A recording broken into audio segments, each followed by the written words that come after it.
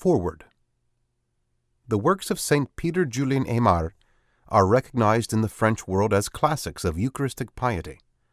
In the hope that they may become so, in the English Catholic world, we are offering the public a new translation of them. Possibly no one has so insistingly and perseveringly written or spoken of the Eucharist as St. Aymar has. The Eucharist worked on the faculties of his soul like a magnet. His mind and heart, as if polarized, invariably swerved back towards their star, the Eucharist. He was never at a loss to discover some hidden link between the Eucharist and the subject under study. Like the householder who bringeth forth out of his treasure new things and old, he drew all things out of the Eucharist for every purpose. In fact, he looked at the world only through the divine prism of the mystery of the Eucharist. This Eucharistic approach to the problems of the soul is distinctive of his spirituality. Duty never came alone in its cold and austere stiffness, but with something of our Eucharistic Lord in it that transformed it into a labor of love. The road that wound in and out of the shadow of the cross was never a lonely one, for the Eucharistic Christ stood ever near with his strengthening and consoling companionship. The virtues were made lovable by being presented not in their native asperity, but as actions of Jesus in the Eucharist.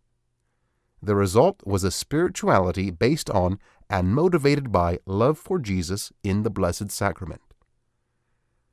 He made universal use of the Eucharist in his own life and advised others to do as much. In short, he laid down in theory and in practice that the Eucharist is the chief means of progress in spiritual life, the light which shows the way and supplies the needed strength to follow it. Unfortunately, St. Peter Julien never wrote nor ever planned a complete treatise on the spiritual life. Although his long experience with souls, his deep insight into their needs, his sure sense of the supernatural, and the stern logic of his mind eminently qualified him for such a task. However, in his sermons and letters of direction, he touched practically every point of ascetical theology, so that there is in them sufficient matter for a comparatively complete study on the spiritual life. The present volume, The Real Presence, is a collection of sermons that deal almost exclusively with the wonders operated by our Lord's love in the Eucharist.